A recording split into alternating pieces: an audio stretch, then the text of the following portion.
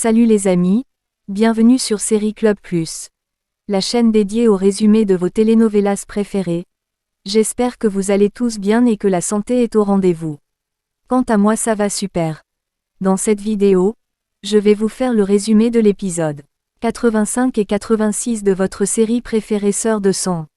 Dans cet épisode, vous verrez comment Erika a décidé d'aller s'installer chez Adèle pour pouvoir espionner Agatha, afin de savoir si elle est responsable du kidnapping de son fils, et si elle travaille pour les Solomon.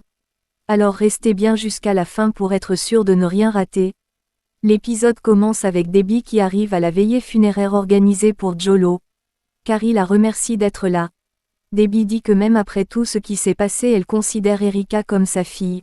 Ensuite elle présente ses condoléances à Erika, et dit qu'elle n'arrive pas à imaginer ce qu'elle traverse. Erika dit qu'elle ne peut pas accepter ses condoléances parce que son fils n'est pas mort.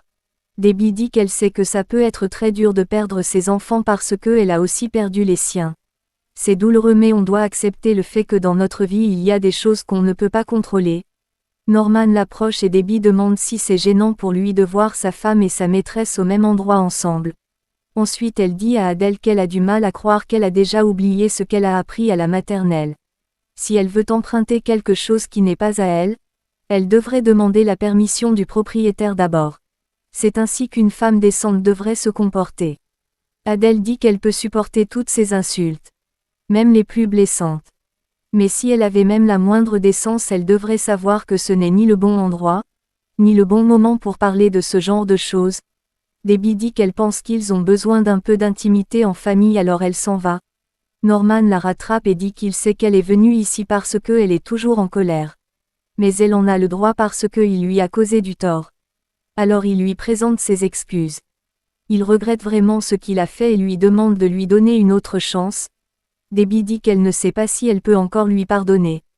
Mais une chose est sûre. Il est son mari et ça ne changera jamais. Alors qu'il le dise à sa maîtresse pour qu'elle ne se fasse pas des illusions. Norman dit qu'il n'y a rien entre eux. Ils ont eu des enfants et c'est tout. Debbie dit que c'est bien là le problème. Avec ses enfants ils sont liés pour toujours. Alors qu'ils ne lui disent pas qu'il ne se passe rien entre eux car ce n'est qu'un gros mensonge. De l'autre côté, Erika dit à Bruce qu'elle en a plus qu'assez de répéter aux gens qu'elle n'a pas besoin de leurs condoléances. Jolo n'est pas mort. Il croit vraiment qu'elle devient folle alors elle préfère rester ici. Bruce dit qu'il comprend. Mais il trouve cela étrange qu'il n'ait pas de nouvelles du père de Jolo. À l'époque quand Jolo a disparu, Eman a continué à le chercher et il les a même appelés à plusieurs reprises. Mais maintenant que Jolo est parti, il ne les a même pas envoyé de message. Erika dit que peut-être qu'il est encore à Adavao. Mais il n'a rien à faire ici de toute façon. Alors qu'il l'oublie. Il vaut mieux qu'il soit parti.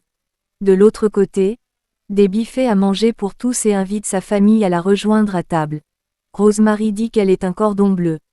Puis elle lui demande ce qui s'est passé lors de sa visite à la veillée aujourd'hui. Debbie dit que tout le monde était surpris de la voir et personne ne s'attendait à ce qu'elle présente ses condoléances. Rosemary demande et pour son époux. Debbie dit qu'il était là donnant tout son soutien à Erika. Rosemary dit qu'elle espère qu'elle ne regrette pas d'avoir renvoyé Norman de la maison. Debbie dit qu'elle le regrette. Mais pas parce qu'elle veut qu'il revienne à la maison. Mais parce qu'elle ne veut pas qu'il finisse avec Adèle. Si Adèle essaye de lui voler Norman, elle ne sera rien de plus qu'une maîtresse. Rosemary dit qu'il semble qu'elle ait vraiment tourné la page. Debbie dit qu'elle ne peut pas se morfondre pendant qu'il s'amuse. Elle s'assurera que Norman revienne vers elle qui le veuille ou non. Et elle va aussi s'assurer qu'il ne soit jamais heureux avec Adèle. De l'autre côté, Erika dit à Adèle que cette douleur est trop dure et elle ne peut pas supporter ça. Adèle dit qu'elle a le droit de pleurer, il faut qu'elle lâche prise. Erika dit qu'elle ne va pas pleurer, parce que même si Tonio a dit avoir vu Jolo entrer dans une pièce en feu et sans aucune issue, elle sent dans son cœur que son fils lui demande de ne pas l'abandonner. Quelque temps après, l'inspecteur rejoint Erika et celle-ci lui demande où il en est avec sa chasse aux Solomon. L'inspecteur dit que leurs experts ont analysé les codes présents dans le carnet qu'elle les a donnés. Il contient les noms des personnes qui acceptent l'argent du Paraíso. Ils attendent juste le mandat d'arrêt pour pouvoir intervenir. Erika demande si le nom des Bermudez y figure. L'inspecteur dit non. Mais grâce au carnet qu'elle les a fournis, ils vont pouvoir connaître les autres noms de l'organisation criminelle. Le lendemain, l'inspecteur informe à Erika qu'il travaille avec le PNP pour retrouver les Solomon. Ils sont au milieu d'une grande chasse à l'homme basée sur les noms énumérés dans le carnet. Erika dit qu'il devrait enquêter sur Agatha et aussi sur les Bermudez. L'inspecteur dit qu'ils ont interrogé les mères porteuses et elles ont identifié le docteur Bermudez et le docteur Almeida comme médecins du Paraíso. Erika dit qu'elle les soupçonne tous les deux d'être impliqués dans le Paraíso. L'inspecteur demande à Erika si elle acceptera d'être témoin contre les Bermudez. Erika dit qu'elle pensait qu'ils étaient une famille unie. Mais si elles étaient au courant de ce qui se passait et elles n'ont rien fait pour sauver son fils, alors elle se présentera comme témoin. Elles doivent payer pour ce qu'elles ont fait à son fils. Et à toutes les victimes du Paraíso. En soirée, Erika dort et rêve de Jolo qui lui demande de venir le sauver. De l'autre côté, Debbie et Rosemary suivent à la télévision l'information selon laquelle les autorités sont en train d'enquêter sur les opérations du Paraíso. Ensuite elles s'en vont. De l'autre côté, Rocco dit à Sarah que Juancho surveille en permanence les Bermudez. Il y a de grandes chances qu'elle sache où Fabienne se cache. Sarah dit que c'est ce qu'elle essaye de faire aussi. Mais Fabienne ne répond pas à ses appels ni à ses SMS. Rocco dit que Agatha est en contact avec eux. Sarah dit qu'elle est nouvelle dans le groupe mais elle ne comprend pas pourquoi Fabienne et Greg lui font autant confiance. Rocco dit que c'est parce que à l'heure actuelle ils ne savent pas à qui faire confiance. Qu'elle leur donne de l'information et ils lui feront confiance à nouveau. Sarah demande quel genre d'information. Rocco dit que si elle parvient à les trouver des informations utiles sur le NB alors ils la feront revenir dans leur gang. Et s'ils lui font confiance à nouveau c'est la seule manière de découvrir où il se cache, et enfin prendre l'argent. De l'autre côté, Debbie dit à sa mère qu'il faut qu'elle trouve une solution avec ce problème qui les lie au Paraíso. Erika arrive avec sa mère et dit à Debbie qu'ils ont les témoignages des femmes du Paraíso. Et elles ont dit qu'elles sont les médecins qui ont surveillé leur grossesse. Debbie lui dit de surveiller ses mots.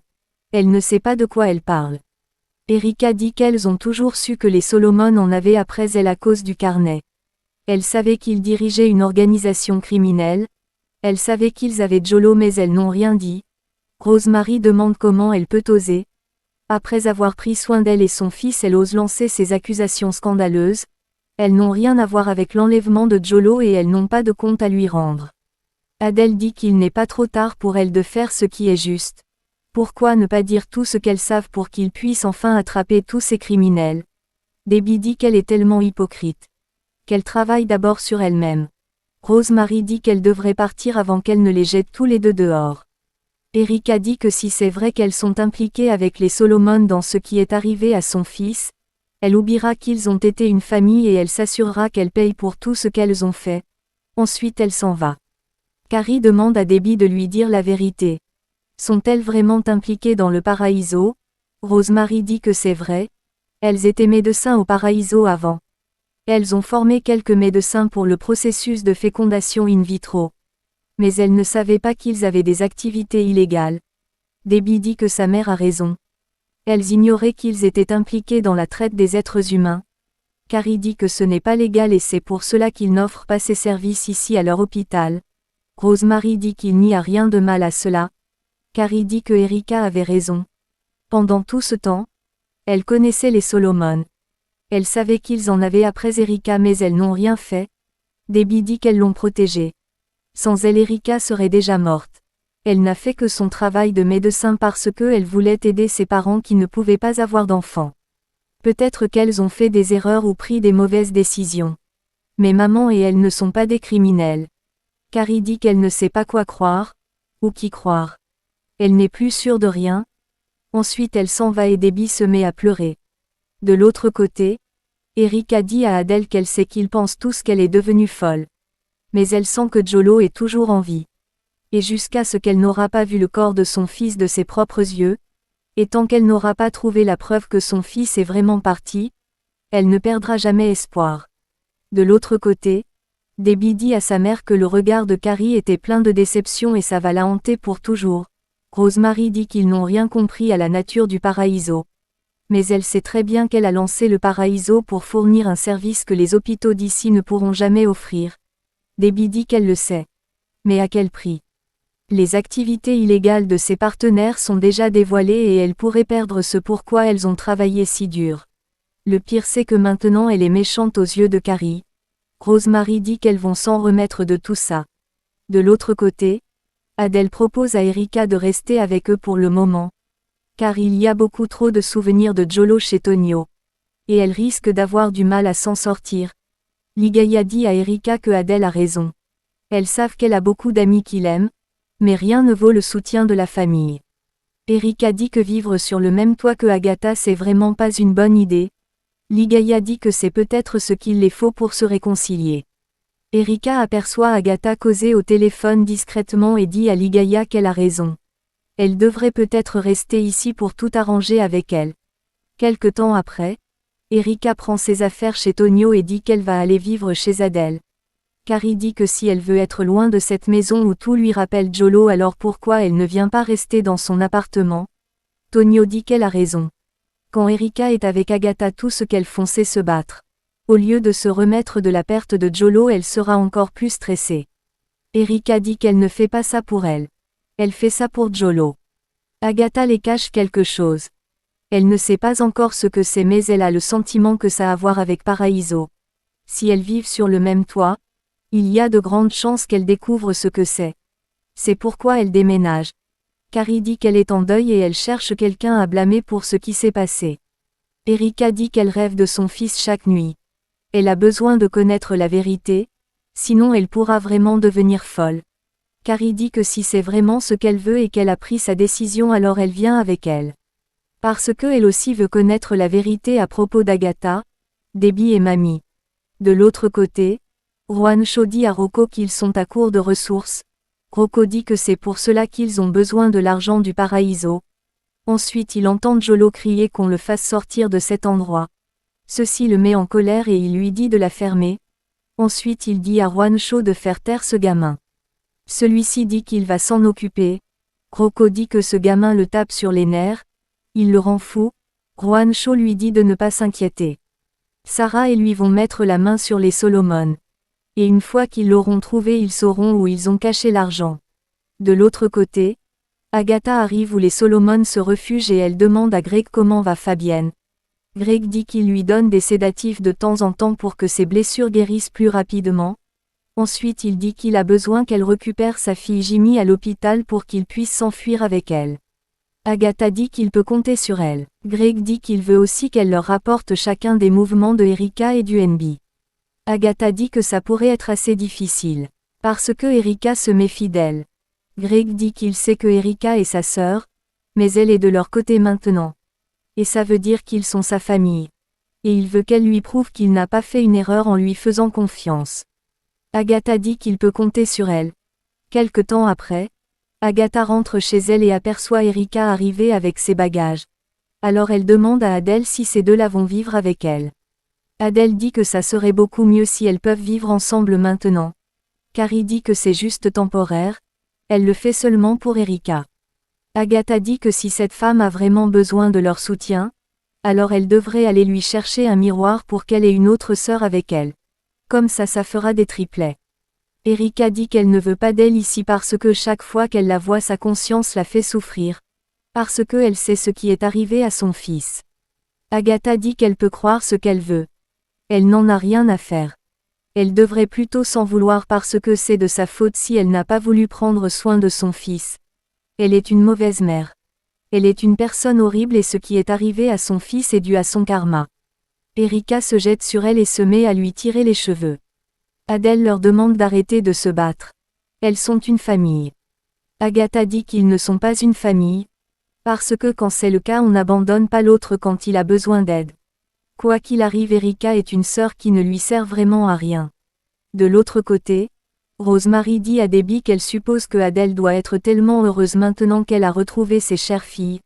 Debbie dit que son bonheur ne durera pas très longtemps. Elle est sûre que bientôt elle sera à bout de souffle, parce que elle ne peut pas subvenir à tous les besoins des triplets. Surtout à ceux de la cupide bonne à rien d'Agatha. Le moment viendra où elle renoncera à être leur maman. Et avec son aide ça ne devrait pas tarder. De l'autre côté, Adèle dresse la table à manger toute excitée et dit que c'est la première fois qu'elle va prendre le petit déjeuner avec ses filles. Ensuite elle les invite tous à table. Les jumelles s'asseyent à table pour manger, et Erika et Agatha ne cessent de se lancer des piques pendant le déjeuner. Adèle les demande d'arrêter. Et Agatha dit à Erika d'arrêter avec ses reproches qu'elle lui fait tout le temps. Parce que à bien y penser, c'est de sa faute si son fils est mort. Erika lui dit de retirer ce qu'elle vient de dire. Agatha dit que si elle ne supporte pas d'être dans la même maison que elle, et qu'elle ne veut pas partir d'ici, pas de souci. Qu'elle lui dise pour qu'elle puisse faire quelque chose tout de suite parce que là elle est vraiment épuisée de tous ces combats. Erika dit que ça ne lui dérange pas de vivre dans la même maison que elle. Si dans le passé elle pouvait vivre dans la rue à côté des rats et d'autres animaux, alors elle peut la supporter. Adèle leur demande d'arrêter tout ça et de manger. Agatha dit qu'elle n'a plus faim. Et elle s'en va. Quelque temps après, Erika dit à Adèle qu'elle est vraiment désolée de ce qui s'est passé. Elle sait que c'est pas très agréable de se disputer comme ça à table et pire encore devant elle. Adèle lui demande si elle pense vraiment que Agatha est impliquée dans cette affaire du Paraíso. Erika dit oui. Adèle dit que les accusations qu'elle a contre sa sœur sont très sérieuses et surtout qu'elle n'a pas beaucoup de preuves. Erika dit que si elle découvre que Agatha est impliquée dans le Paraíso, elle ne pourra pas l'empêcher de la livrer à la justice. Adèle dit que Agatha est sa fille. Mais si elle trouve la preuve que Agatha a fait quelque chose de mal, alors elle doit être tenue responsable. Elle ne se mettra pas en travers son chemin même si ça lui fait mal. Erika la remercie. Adèle dit qu'elle a attendu si longtemps qu'elle l'appelle maman. Alors elle la remercie. Voilà, c'est là que s'achève l'épisode 85 et 86 de votre série préférée Sœurs de sang. Merci d'avoir regardé la vidéo jusqu'à la fin. N'hésitez pas à cliquer juste là en bas sur le bouton merci qui est juste à côté du bouton partage pour encourager la chaîne à travers le super thanks. Ça me fait super plaisir et ça me motive à vous faire encore plus de vidéos. Voilà les amis. Quant à moi je vous dis à très bientôt pour une nouvelle épisode. D'ici là portez-vous bien. Bisous.